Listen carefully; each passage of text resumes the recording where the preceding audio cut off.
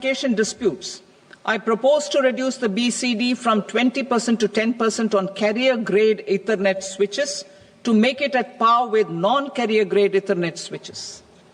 Export promotion.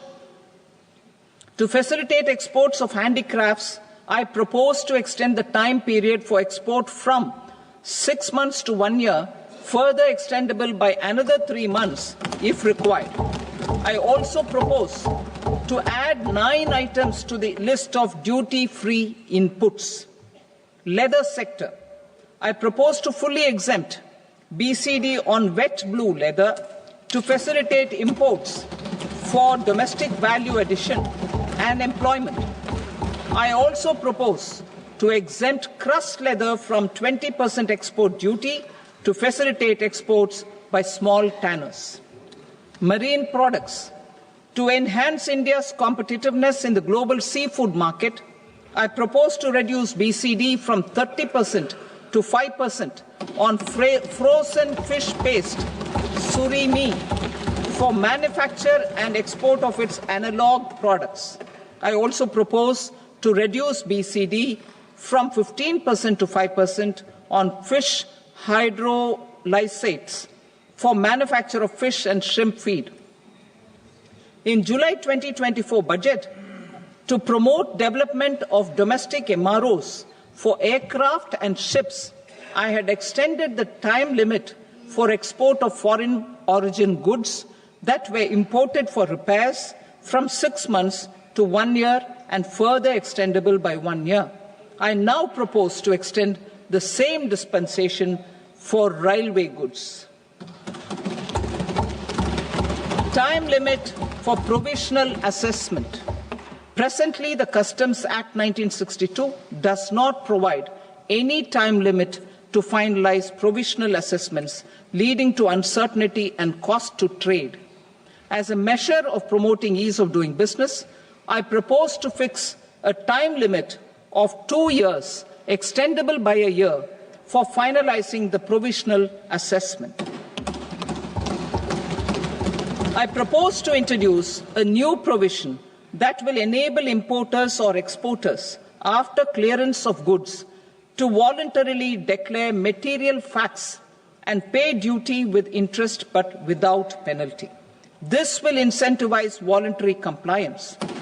However, this will not apply in cases where department has already initiated audit or investigation proceedings. For industry to better plan their imports, I propose to extend the time limit for the end use of imported inputs in the relevant rules from 6 months to 1 year. This will provide operational flexibility in view of cost and uncertainty of supply. Further, such importers will now have to file only quarterly statements instead of a monthly statement.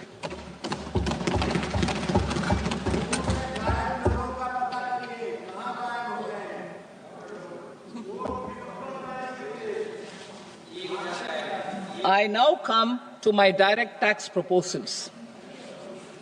In Part A, I have briefly underlined taxation reforms as one of key reforms to realize our vision of Vikasit Bharat. In respect of criminal law, our government had earlier ushered in Bharatiya Nyaya Sanhita, replacing Bharatiya Danda Sanhita.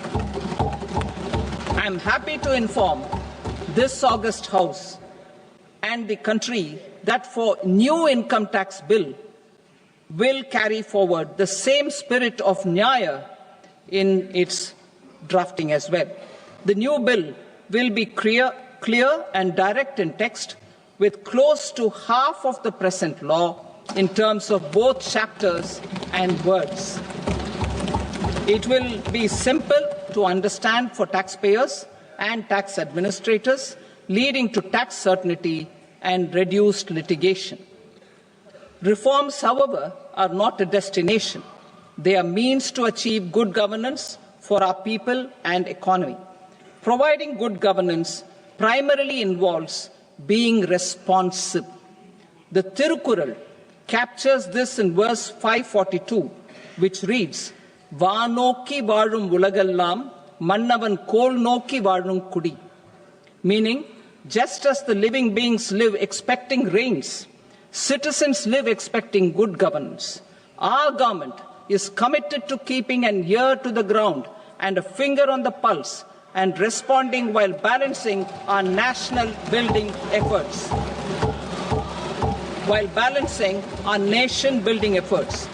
The following measures will detail just how our government will, under the guidance of PM Modi, has taken steps to understand and address. I repeat that sentence, sir. The following measures will detail just how our government, under the guidance of PM Modi, has taken steps to understand and address the needs voiced by our citizens. My tax proposals are guided by this spirit. The objectives of my proposals are as follows. Personal income tax reforms with special focus on middle class. Rationalization of TDS and TCS for easing difficulties. Encouraging voluntary compliance. Reducing compliance burden. Ease of doing business. Employment and investment. I will come to my proposal on personal income tax towards the end. TDS and TCS, rationalization for easing difficulties. I propose to rationalize tax deduction at source, TDS, by reducing the number of rates and thresholds above which TDS is deducted. Further, threshold amounts for tax deduction will be increased for better clarity and uniformity. The limit for tax deduction on interest for senior citizens is being doubled from the present 50,000 rupees to 1 lakh rupees. Similarly, the annual limit of 2.40 lakh rupees for TDS on rent is being increased to 6 lakh rupees. This will reduce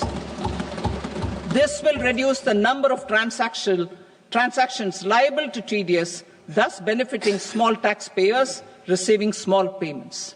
The threshold to collect tax at source, the TCS, on remittances under RBI's liberalized remittance scheme, the LRS, is proposed to be increased from 7 lakh to 10 lakhs.